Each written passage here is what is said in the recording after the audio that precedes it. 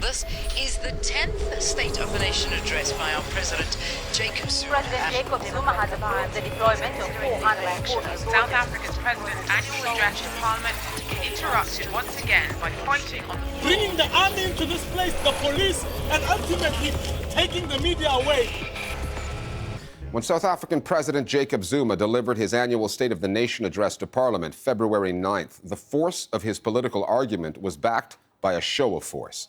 Thousands of police officers and hundreds of soldiers were deployed at the Houses of Parliament in Cape Town to help, quote, maintain law and order, unquote.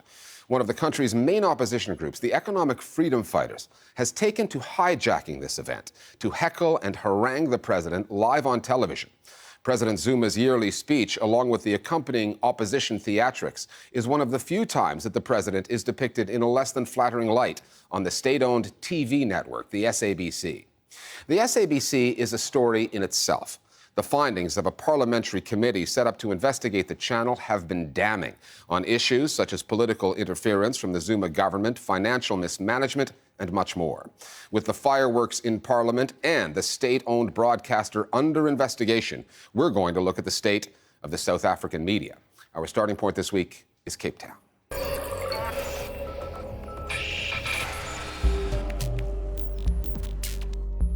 In a way, the political sideshow that now accompanies the annual State of the Nation address is of the president's own making.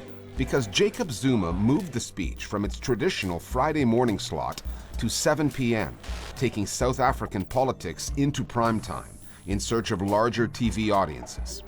However, the opposition wants those audiences too, and the EFF's penchant for co-opting the event.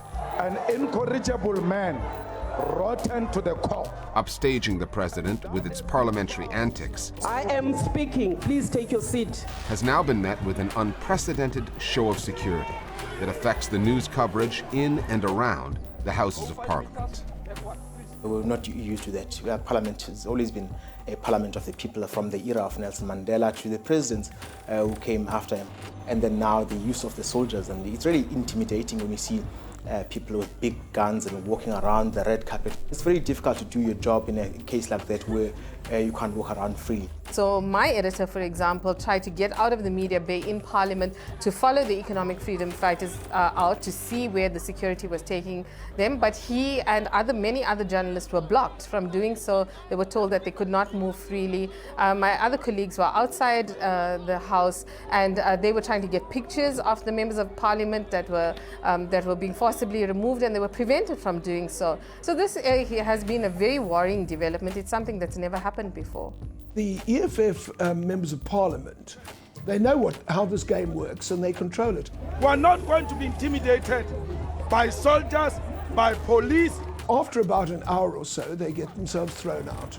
Then they go outside, and they and the other opposition party, the Democratic Alliance leadership as well, they dominate the live coverage from outside Parliament. Bringing the army into this place, the police, and ultimately taking the media away. So while the president is making his sonorous address, nobody's engaged in that. Everybody's watching what people are saying outside. Among the channels covering the story was the SABC, the state-owned broadcaster that since Jacob Zuma took office in 2009 has grown more and more state-controlled. Journalists there say that during the 2014 elections, they were told that 70% of their coverage of the government had to be positive. 2 years later, during local elections, the use of any video of violent protests was reportedly banned, on the orders of executives loyal to Zuma's African National Congress. The SABC story has some familiar aspects, a ruling party interfering with the public broadcaster. What makes it unique, however, is the SABC's odd relationship with private media outlets owned by the Guptas, a wealthy family with close ties to President Zuma. Take the morning after the State of the Nation address, for example. the SABC aired a 100-minute special called The Business Briefing, an event organized by the Gupta's New Age newspaper. Today we have one of those New Age business briefings, the latest in the series. The SABC produced the program and aired it, but the commercial revenues reportedly go to the Guptas, whose media outlets are in competition with the SABC, an arrangement that confounds some of the public broadcaster's own journalists. The relationship between the New Age, which is owned by the Guptas, and the SABC is a long-standing controversy. It's a commercial relationship, but it obviously is also an ideological relationship. And it's the president's friends basically accused or alleged to be feeding off state-owned enterprises like the SABC. The lines, they are very blurry. But one thing that we do know is that the president religiously goes to these New Age business briefings. The family derives financial benefit from these business briefings. And the most worrying aspect is that the president has virtually cut off contact with the rest of the media community and only focuses on the Gupta-owned media organizations. For the first part of the program, the president is handled with kid gloves and bats away a series of softball questions with ease. Things change when the program changes channels. So we're going to have to say goodbye to our SABC2 viewers, but you can carry on watching this. We're going to extend this broadcast on channel 404 on DSTV.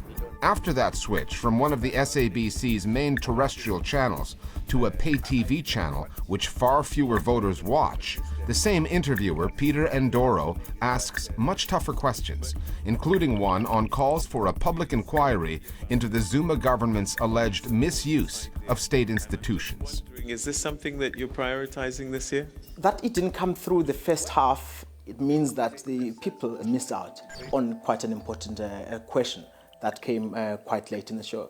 I don't know why it came late, whether it was intentional or whether it was deliberate, but the effect of that is that a lower income group of viewers missed out on quite an important question. I can't guarantee what was in the mind of Peter Ndoro, but there's no doubt we have a great deal of evidence from SABC journalists who've spoken out and say they've been very, very greatly intimidated by the leadership in the corporation and even by people in government who have told them directly, don't antagonize the president, or don't write about this, don't broadcast about that. And so there were plenty of reasons for him to feel intimidated. Not all SABC journalists can be intimidated. A group of them, called the SABC 8, took their complaints about the network's loss of independence to South Africa's Constitutional Court, a process that led to a parliamentary committee holding hearings on the state of the publicly owned broadcaster. We marched on the Constitutional Court demanding that we return to the mandate which advocates that South Africa will have and should have a public broadcaster that is upright, well regarded, and a national treasure for all, not for a few. They're called the SABC 8 because 8 people were fired. And 3 or 4 of them came to the ad hoc committee, spoke out very forcefully. I mean, they were terrific to watch. Herein lies some of the reasons for my decision to stand up and say no to the reign of terror in the newsroom. Very specifically, this rule that was imposed on them. How many buses were burned last night? That said violent protest can't be broadcast on television. And they said that's absolutely a violation of their mandate. They've got to be able to cover things properly. In the midst of this crisis, we were dismissed, fired, reinstated, bullied, and we received death threats. We wrote to Parliament to say, please hear us out. We are telling you that the Broadcasting Act lies in shambles. It's a mandate betrayed. So the Parliamentary Committee are going to decide on what the way forward is for South Africa's public broadcaster. But it's not the findings of the Parliamentary Committee that really count. It's what the Zuma government chooses to do with them. A showdown looms, and the fate of the SABC hangs in the balance.